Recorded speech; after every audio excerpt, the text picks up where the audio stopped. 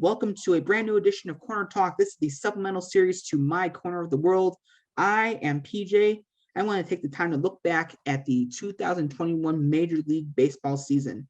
Now, with fans finally coming back to the ballparks, this season was full surprises from multiple no-hitters from many teams, some trade deadline shocks, and a team with less than 90 wins that lost its shot at the All-Star game this year that is in the World Series right now. Perhaps the best part of this wild season was the first ever Field of Dreams game. And joining me to discuss this and more is a White Sox fan and a good friend, Liam Crotty. Liam, thank you so much for joining me.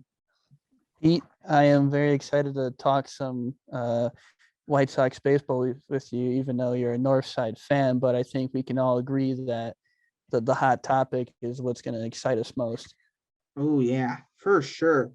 Now, to start off, what did you think of the Field of Dreams game? What did you think of that whole experience out in Iowa? Well, to go back, first, I'm glad that they still did Field of Dreams post-COVID, and I'm still glad that the White Sox and the Yankees were still picked. I believe Cubs Reds are selected, right, for next year? For next year, yeah, Cubs versus Reds. Okay. I don't know. You could have asked one for a better, August weather night, the scenery with, the corn and everything. And it was really cool to see them model the field after Comiskey. Oh, yeah, they did. The dimensions were exactly like Comiskey. And I just was really excited to see the graphic with the scoreboard. The fence was as close to wooden as you can make it. The old school uniform. So I was so excited, and I was hearing stories or like there was the traffic going into Dyersville was like 10 miles long. I might be over exaggerating, but that was just ticket prices were minimum $1,500. So I was excited. I think just the cherry on top was that how it ended. I don't think you could have asked for a better ending. And, our number one pitcher was pitching really well. But it was cool. The Yankees fight back, They fought back. I think there was like 8 home runs that game. So I don't know if you could have asked for better. There's a YouTube video. I don't know if it's by MLB or someone made it. It's about 13 minutes long. The intro of Kevin Costner walking out of the corn, and then the players follow. Yeah, I love that. It was just so cool. And then his speech, 30 years ago, on the other side of that corn, we filmed a movie that stood the test of time. And my goodness, I mean, it was just so cool. I feel like it's one of those where there's not a lot of words to describe it. You had to watch it. Yeah, absolutely. I agree with you on that 100%.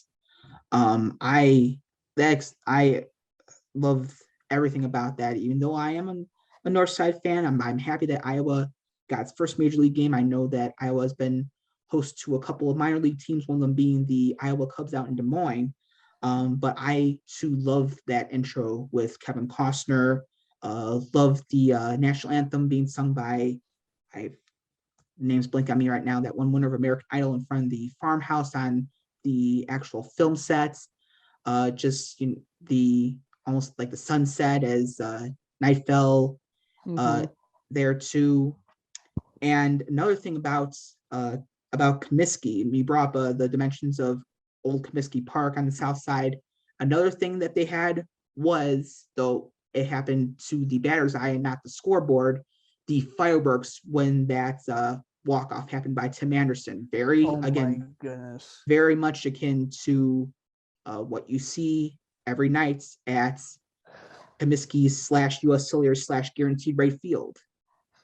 I agree. And I know a couple people, whoever tweeted this video, you can go on my feed. I've retweeted it a couple different versions of it, but the video in slow-mo of Tim Anderson coming home to jump around at home plate, and people would put the song from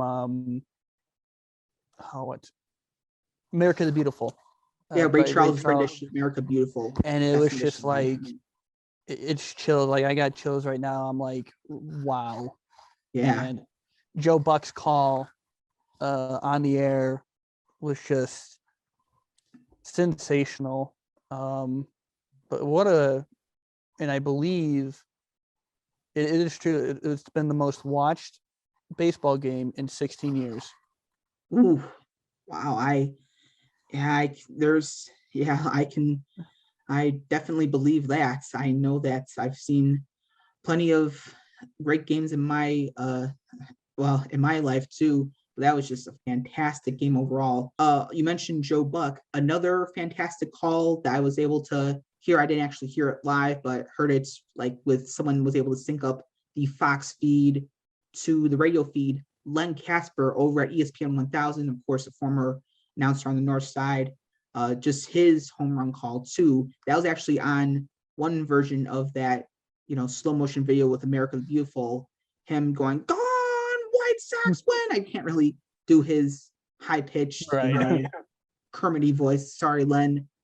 Still love you. But anyway, that was also fantastic. I remember, so with bias, obviously you would have a different answer. How does Field of Dreams game compare to Game 7 in 16? I remember where I was. I was in the radio station working on a project for whatever our class was.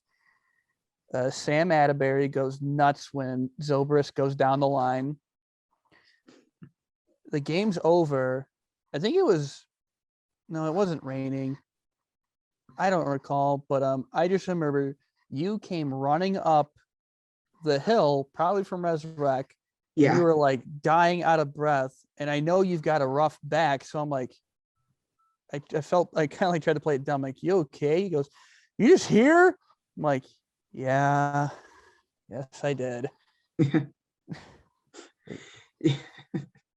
Yeah, that's, oh man, bring me back to that. It's a story for another time, but definitely, like, how does that compare? Oh, well, I mean, starting off, Field of Dreams was awesome. At the same time, it was a regular season game, but a really awesome game with, still, the Sox had a considerable lead in first in the AL Central. The Yankees were still trying to at least stay in the wild card hunt, and they eventually did, but we all know how that turned out for them.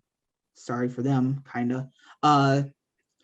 But for game 7 of the 2016 World Series, I know obviously a heck of a lot more was at stake, and just, personally, I think that was more of a heart-pounding game, but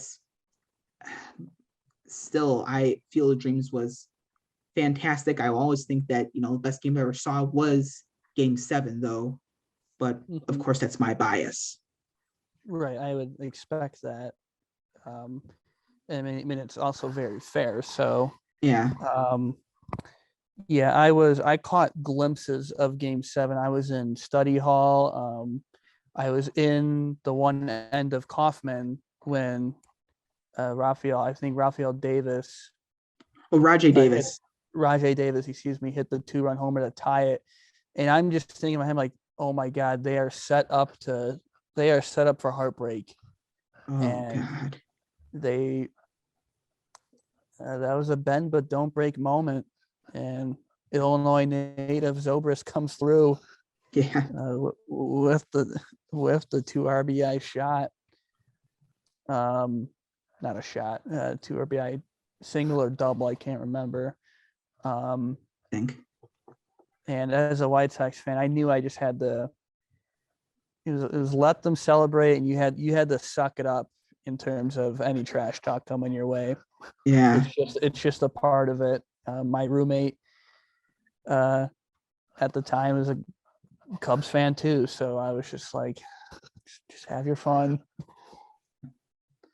enjoy it. Absolutely. Yeah. My roommate was actually a Sox fan, and after we got like I don't know, like got like 6-0 or 5-0, he looked at me and said, "Congratulations, you guys just won World Series." I'm like, "There's still plenty of game left. Anything can happen, and anything and everything happened." And I probably damn near had a heart attack with that Roger Davis home run. Mm-hmm. Yeah, like I said, I was like, oh my God, they're set. Because I think there was, I'd like to say a Cleveland newspaper had a print ready to go, or maybe it would have been the Tribune. I can't remember. It was just like a silhouette or graphic, like heartbroken. And it would have been like one of the Cubs players with their head down, and in the background, Cleveland celebrating. But luckily, that didn't happen. Yeah. There's actually Sports Illustrated actually had a alternate cover if the Cubs lost that World Series. It was based off I don't know, like an old time painting of I think someone that's looking, what it was. yeah, of someone looking, of like a Cubs player looking glum in the dugout, and then all the other players, passed out asleep in the dugout, including Joe Madden. I Mm-hmm. That's what I remember. But think for me at least, thank God we didn't have to see that cover, but instead we saw 4 commemorative covers, each saying Cubs win. So that was kind of awesome. I bet it was.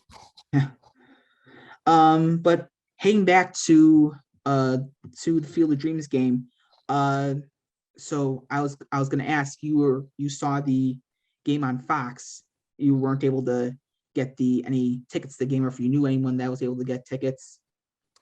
No. And of course, you think like I personally obviously would have been, say, me and my dad go, and it would have been $3,000, which probably would have been worth it. I have a cousin who coaches baseball for Iowa, the Iowa Hawkeyes. And I don't think I can Google map it here. I don't think Dyersville, it might be still a little bit of a ways away, but here's the thing. I would have probably had, if the traffic that I heard was so bad, I probably would have just had, Field of Dreams movie site. It shows up right on Google Maps. I probably would have just had either him or someone drop me off a few miles, depending on how bad the traffic is, and just walk the rest of the way. I mean, you'd probably move it pretty quicker. But I just seeing the crowd. I don't remember exactly how many fans were there. I don't think it had to have been like what?